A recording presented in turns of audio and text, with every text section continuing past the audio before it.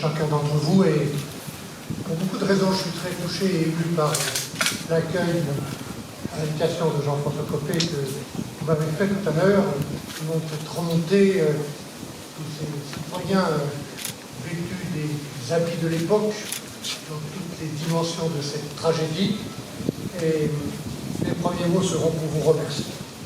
Remercier le maire de Meaux pour son invitation, nous connaissons depuis longtemps et je sais la tension, la ténacité, Jean-François, que la municipalité de Meaux, sous votre impulsion, a porté pour la création de ce lieu. Saluer naturellement à vos côtés, monsieur le maire, qui sont ici, et naturellement, mesdames et messieurs les parlementaires, le président de ce département, Jean-François Parigi, et comme le maire de Meaux l'a dit, tous les présidents du département d'Île-de-France qui sont ici, les généraux, les autorités civiles, militaires et religieuses qui montrent l'importance de ce moment. Merci aux enfants de Meaux, merci à tous vos professeurs auxquels le gouvernement, auquel je fais confiance, pour ces textes poignants et émouvants, pour cette chanson elle aussi émouvante, qui nous rappelle à la fois le courage de nos soldats et l'horreur de ce qu'ils ont vécu ici, autour de Meaux, dans ce pays de Meaux, il y a 110 ans. C'est à ces soldats, mesdames et messieurs, que nous sommes venus rendre hommage aujourd'hui, avec le ministre délégué aux armées, aux anciens combattants, Jean-Luc Thériault, et François de Rombrey aussi qui est ici. Ces soldats, parmi lesquels Charles Péguy, tombé à Villeroy, tout près d'ici, le 5 septembre 1914. L'aviateur Georges Guynemer, qui a perdu la vie 3 ans plus tard, dans le ciel de la Belgique, et dont votre école porte le nom. À tous ceux, connus ou inconnus, qui sont morts pour la France au fil de notre histoire. Honorer la mémoire de ces combattants, c'est d'abord avoir la mémoire de cette histoire tragique. C'est pourquoi je suis heureux de vous retrouver en ce 11 novembre, une journée fériée à laquelle nous sommes attachés, au musée de la Grande Guerre, cher Jean-François, pour l'inauguration de cette tranchée reconstituée.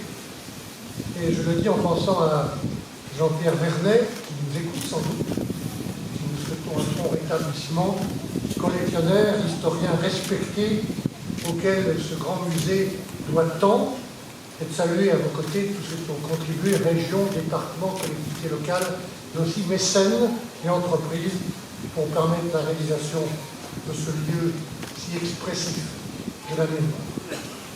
Honorer la mémoire de ces combattants, c'est rappeler qu'ils ont vécu sur cette terre de la Marne à la fin de l'été 14.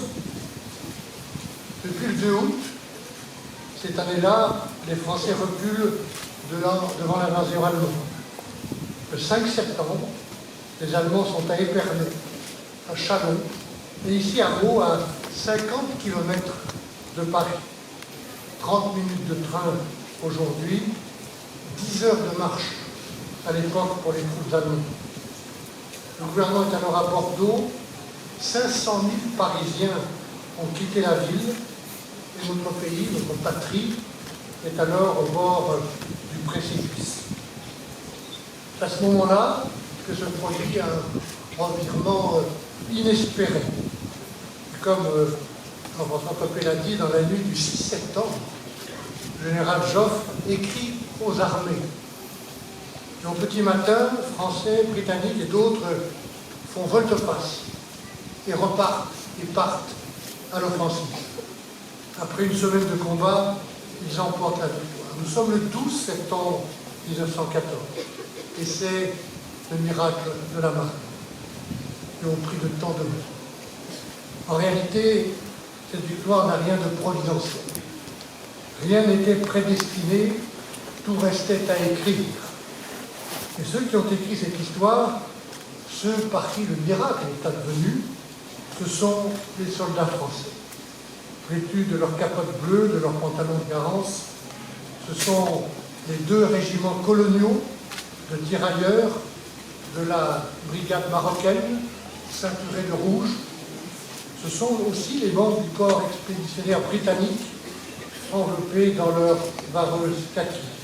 Et je pense qu'il était symbolique et aussi important aujourd'hui que le Premier ministre britannique, Keir Starmer, ait été invité par le président de la République et présent ce matin à l'Arc de Triomphe. Leur corps était épuisé, leurs esprits abattus après la longue épreuve de la retraite.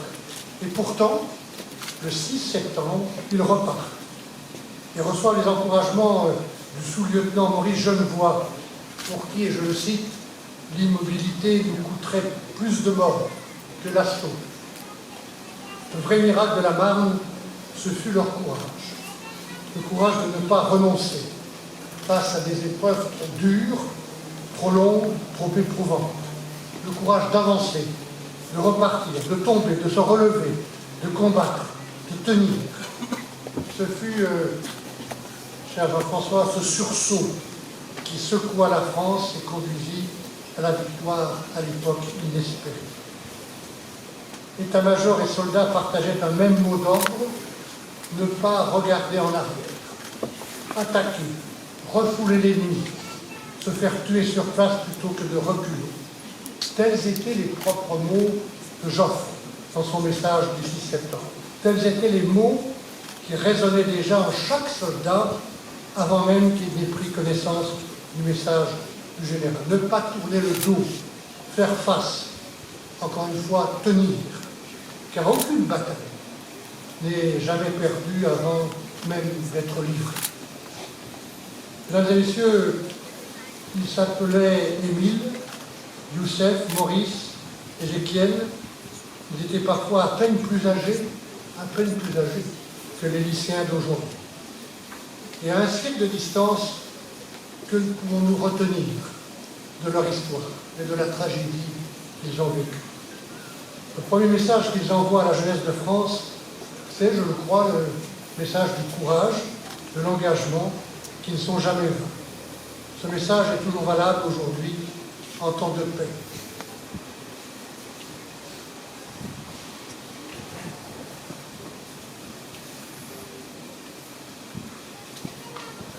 Devant les difficultés personnelles, mais aussi face aux grands défis du monde, le changement climatique, aujourd'hui, les défis économiques, les inégalités sociales, le retour de la guerre sur notre continent, on peut quelquefois avoir la tentation de se résigner, de s'abandonner à un sentiment d'impuissance.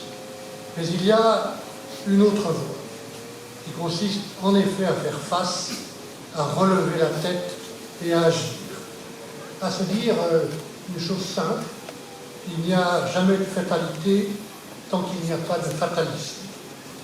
Comme ceux de 14, chacune, chacun d'entre vous a en elle, en lui, et je le dis en particulier en adressant aux plus jeunes parmi nous, vous avez chacun d'entre vous des ressources, des idées, de l'énergie, de la créativité, de la combativité, de la générosité. Et ces forces personnelles, il faut qu'elles soient actives.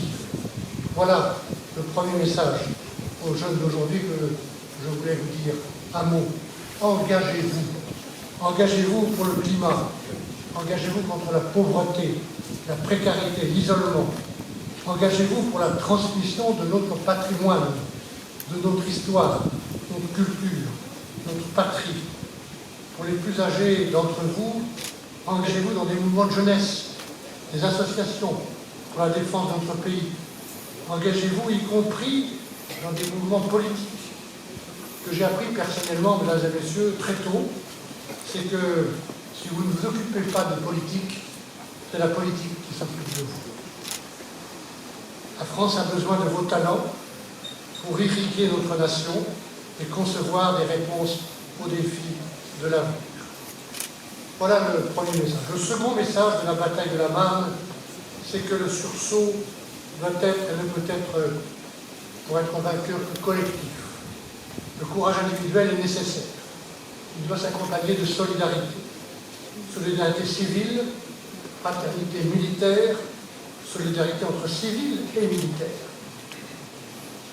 Quelle aurait été, chers amis, mesdames et messieurs, l'issue de la bataille et plus généralement de la Grande Guerre si le courage avait été l'affaire seulement de quelques-uns?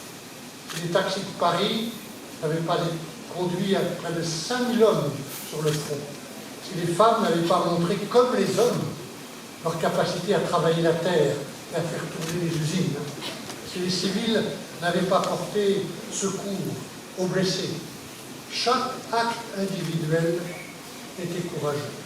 Mais tous ces actes pris ensemble furent victorieux. C'est parce que les tirailleurs marocains du général Humbert associèrent leur action à celle des Vendéens du 77e régiment d'infanterie que le château de Mondement fut repris le 9 septembre 14. C'est parce que Maurice Genevoix trouva aux côtés de son camarade Porchon et de tous ceux de 14 de l'ardeur à vivre qu'il combattit jusqu'à entendre crier victoire. Ces hommes ne se connaissaient pas.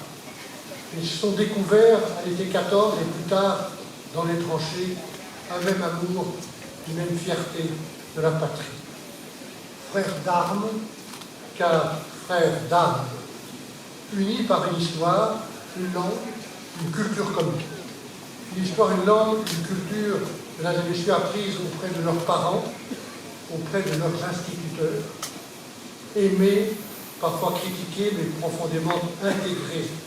Telle était notre culture. Une langue qui, déjà à cette époque, n'était pas seulement la langue des Français, mais une langue parlée à cette époque par près de 60 millions de personnes en Europe et dans le monde, beaucoup plus aujourd'hui. Des hommes unis aussi, pour beaucoup d'entre eux, par une vision de la France, porteur de valeurs universelles, combattantes de la liberté. Aujourd'hui, la Première Guerre mondiale paraît loin, même si la guerre en Ukraine nous rappelle en effet certaines de ses horreurs. Si la France reste militairement engagée sur des théâtres extérieurs, elle vit depuis longtemps en paix avec tous ses voisins. Les circonstances sont heureusement moins dramatiques. Notre pays fait face, doit faire face, à de profonds bouleversements climatiques, technologiques, économiques, sociaux, des bouleversements de la sécurité, qui sont autant de défis pour chacune et chacun d'entre nous et pour nous tous en tant que nation, en tant que patrie. À nouveau, nous nous trouvons face à des forces adverses, des menaces dans le voisinage immédiat de l'Union européenne, mais aussi plus près de nous encore le découragement, les divisions, le rejet de l'autre, la violence, la dette écologique qui s'alourdit toujours plus pour nos enfants et, je le redis, comme je l'ai dit devant l'Assemblée nationale et le Sénat, le poison insupportable de l'antisémitisme et du racisme. Face à ces menaces, nous avons à nouveau besoin d'un sursaut collectif pour lutter contre le changement climatique et adapter notre pays au réchauffement, pour garder notre capacité d'investir pour la santé, pour l'école, la recherche, pour développer notre capacité de production dans l'agriculture et dans l'industrie, notre esprit d'innovation, pour assurer la sécurité, mais aussi la défense de la patrie, des Françaises et des Français dans nos villes, dans nos campagnes, dans nos outre-mer, pour faire respecter partout les valeurs de la République que je viens d'évoquer et l'esprit de fraternité dont nous avons tant besoin.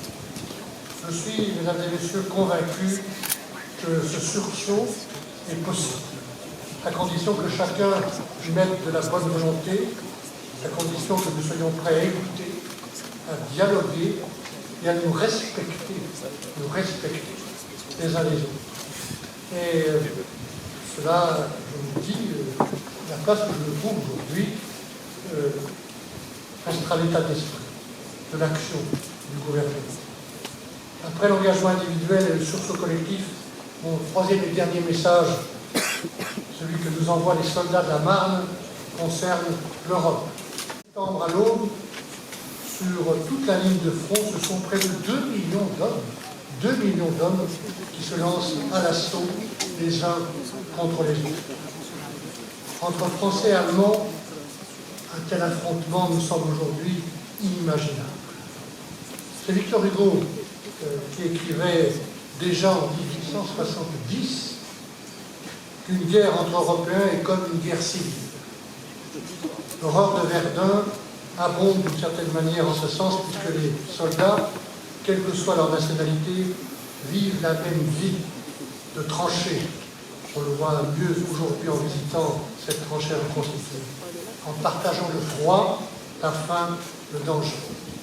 Après-guerre, des juristes, des hommes d'État comme Aristide Briand, Gustave Stresemann réfléchissent déjà aux moyens d'éviter de nouveaux conflits. Avec le recul, il est facile d'ailleurs de leur reprocher une forme d'idéalisme.